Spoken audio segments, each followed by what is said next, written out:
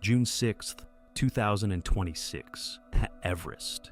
A Sherpa guide had spent 6 days alone on the mountain, no food, no rescue. The team that eventually found him had not been looking for him at all. The 2026 season on Everest had rewritten the record books before anyone had the chance to question whether it should.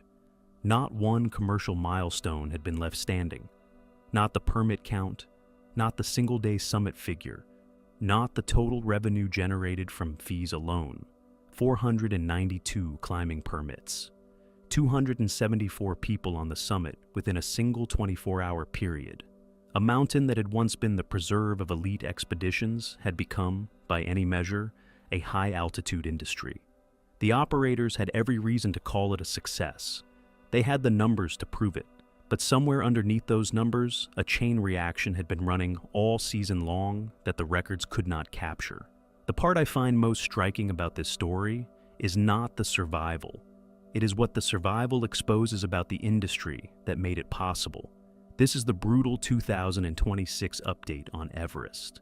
Welcome to Tourist Tragedies. Understanding why this season matters requires understanding what the Everest industry has quietly become over the past 3 decades. Since the commercial era opened in the early 1990s, each season has pushed the volume higher without a proportional expansion of the safety infrastructure supporting it. By 2026, the Nepal route was the only realistic option for most foreign climbers. The Tibet side had been effectively closed to outside expeditions, concentrating every commercial team onto a single corridor through the Khumbu Icefall and up the South Col. A single Nepal permit cost $15,000 under new legislation, raised from $11,000 the season before. The revenue generated from permits alone reached $7.2 million. That figure represents only the government's share. The agency's logistics operators and equipment suppliers running beneath that headline number collectively processed a mountain that had more people on it than at any point in its history. None of that commercial activity reaches the mountain without the Sherpas. That point is not rhetorical, it is operational. The fixed ropes that every commercial climber depends on above base camp are established by Sherpa guides in the weeks before the season opens. The oxygen cylinders that keep clients alive in the death zone are carried up by Sherpa guides through the Khumbu Icefall. The camps are stocked, the route is maintained, and when conditions deteriorate, it is generally a Sherpa guide who makes the call that determines whether a client survives. They are not a supporting feature of the commercial Everest product. They are the product. And for this, the standard seasonal rate sits at roughly $4,000. A foreign guide on the same mountain, doing comparable work under a Western agency banner, earns approximately $50,000.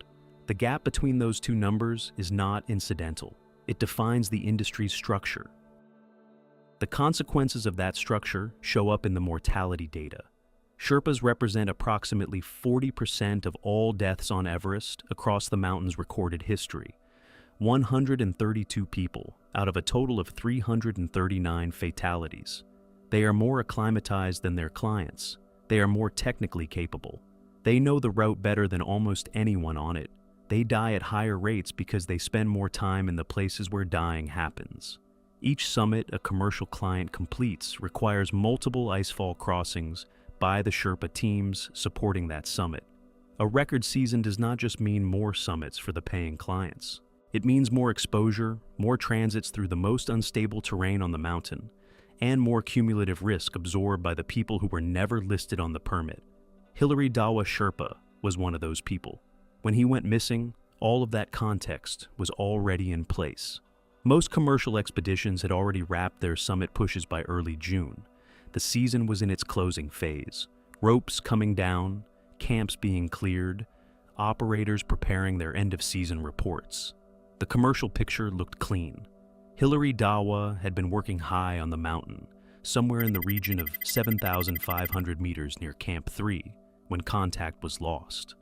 The specific circumstances of how he became separated from his team in those first hours have not been fully accounted for. What emerged over the days that followed is that he was above the death zone, without supplemental oxygen, without food, and without any reliable way to communicate his position. In a well-resourced, client-facing emergency, A situation like that triggers an immediate and well-funded response. In the subcontracted world of Sherpa employment, the accountability chain that should have driven that response had no clear owner. What Hillary Dawa did across those 6 days defies straightforward description. Without external support of any kind, he began making his way down the mountain, from 7,500 meters, through the Khumbu Icefall, alone. The resources available to him were a single chocolate bar he found in a pocket and whatever meltwater he could extract from ice and snow along the route. He descended the equivalent of 25,000 feet of mixed terrain that has killed fully equipped, professionally supported climbers during routine operations. He did this in a state of progressive physical deterioration, frostbite setting in, energy depleted, no way of knowing how far he still had to go, or whether anyone was waiting at the bottom. The clients he had been guiding toward the summit had done that same descent, supported, monitored, and accompanied at every step. Hillary Dawa did it alone, with a chocolate bar. Then the mountain gave him one final problem. He fell into a crevasse, not a surface crack, a proper deep crevasse, the kind that swallows people whole, with ice walls too steep to climb and no obvious route out. He spent approximately 2 days inside it, 2 full days. No food remaining, frostbite advancing, altitude working against him at every moment. From the outside, this is the point where any realistic expectation of finding him alive would have faded. The search effort, to whatever extent it existed, had not located him above the icefall. A Sherpa guide who had been missing at altitude for the better part of a week, now trapped in a crevasse with no communication, the probability calculus at that point would not have been optimistic. And then the mountain produced the one thing that could change it, an avalanche, in exactly the right location. The avalanche filled the crevasse with enough packed snow for Hillary Dawa to reach the lip and pull himself out. And then he kept moving down. June 6th, the foot of the Khumbu Icefall. The people who found him were not a search and rescue unit. They were not mountain medics or emergency response personnel operating under a coordinated command. They were waste management workers, a team from the Sagarmatha Pollution Control Committee tasked with recovering the ropes, equipment, and rubbish left behind by the commercial expeditions that had used the route that season. They were doing an environmental cleanup. When they came across Hillary Dawa, he was on his hands and knees, crawling across ice and rock, suffering from severe frostbite and exhaustion. The most commercially successful Everest season in history had just ended. One of its workers had been found by the people whose job was collecting its litter. The reason there was no dedicated rescue effort comes down to how the industry is actually structured at the level below the marketing. Sherpa guides are not, in the conventional sense, employees of the operators who sell expeditions to foreign clients.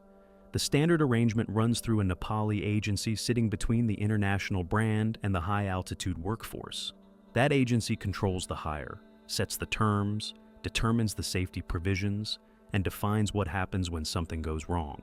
The clients, who have paid anywhere between $30,000 and $120,000 for a guided Everest experience, are insulated from this structure entirely. They are customers of a product. The accountability for what happens to the people building that product sits inside a subcontracting arrangement where it can be distributed, deferred, and ultimately lost.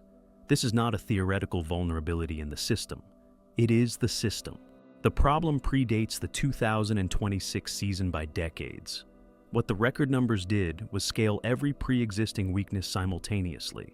492 permits meant 492 client teams moving through the same corridor, each requiring Sherpa support, each adding crossings through the Khumbu Icefall, each adding weight to an infrastructure that had never been formally stress-tested at this volume. Nepal's Integrated Tourism Bill, passed in February of 2026, made real progress. A new prerequisite requiring prior high-altitude experience above 7,000 meters, tightened medical screening, and a permit fee increased to $15,000 with a $4,000 deposit toward a welfare fund. These are not small changes, but they are changes designed to filter the clientele. They do not rewrite the contractual relationship between operators and the guides working the most dangerous sections of the route. That gap remained open. The chain that left Hillary Dawa alone on that mountain was assembled long before the season began. Permits were issued, agencies were contracted, Sherpa allocations were set, and the working assumption that this volume was manageable, that the risks were known and accounted for, was carried forward from the previous season without material revision. Then the season opened and 274 people summited in a single day, and the machine ran at full speed. And when one Sherpa guide became stranded at 7,500 meters without oxygen, the machine had no gear for that situation. Nothing moved toward him with urgency. 6 days passed. The people who eventually found him were not part of any rescue operation. They were doing something else entirely. Quick heads up. Every week I drop a new update you won't find anywhere else. Please subscribe. The response within the climbing community once the news broke was pointed and public. Dawa Sherpa, president of the Everest Summiteers Association, went on record demanding a full investigation into how a working guide had been left stranded on the mountain without a functioning rescue effort behind him. The story moved well beyond the specialist climbing press, and the reason it did is not complicated. The contrast it presented was too stark to ignore. Dawa Sherpa of 8K Expeditions described what Hillary Dawa had done as among the most incredible survival feats ever witnessed on the mountain. And that framing is entirely accurate. 6 days, a crevasse, no food, no oxygen, self-rescue from 25,000 feet. The survival itself is extraordinary by any standard, but the industry sitting around it, the one that had generated record revenue in the same season, had offered him no meaningful alternative to surviving alone. When the events are laid out in sequence, the shape of what went wrong becomes clear. This is not a story about one negligent agency or one poorly managed expedition. It is a story about what happens when structural assumptions are never tested at scale. Call it a volume amplification failure. The point at which an industry's latent weaknesses, tolerable at moderate volume, become critical at record volume. The first structural assumption was that safety infrastructure scales automatically with commercial revenue. It does not. Nepal issued 492 permits and collected $7.2 million in fees. That revenue did not arrive with mandatory Sherpa-to-client ratios attached to it. It did not arrive with enforceable high-altitude communication protocols. It did not create an independent rescue fund with the operational footprint needed to respond to a guide missing above 7,000 meters. It arrived as revenue, and it was treated as revenue. The second structural assumption was that the Sherpa community's exceptional physical capability reduced the urgency of their safety provisions. This assumption is contradicted directly by the mortality data. 40% of all deaths on Everest are Sherpas. Physical capability and acclimatization reduce risk in conditions where the mountain behaves predictably. They do not substitute for a rescue network when a guide is missing at altitude with no oxygen and no communication. The third assumption was financial. A Sherpa guide earning $4,000 in a season where the agency is billing clients at $120,000 per head is not in a position to negotiate robustly over their safety arrangements. Several agencies are known within the industry for delayed payment and inadequate welfare provisions. The power to set the terms sits entirely with the operator. The risk sits entirely with the guide. That equation did not change in 2026. The 2026 Everest season set every record the industry tracks. It also demonstrated, in as clear terms as any single incident could, that the safety model underneath those records was not built for the volume it was being asked to support. Hillary Dawa Sherpa survived because of a combination of extraordinary personal resilience and a specific avalanche falling in a specific place at a specific time. The system did not save him. He saved himself. Do you think Nepal's new integrated tourism bill goes far enough to protect the Sherpa guides who make commercial Everest possible, or does the real change need to come from the agencies themselves? Let me know in the comments. I read every single one.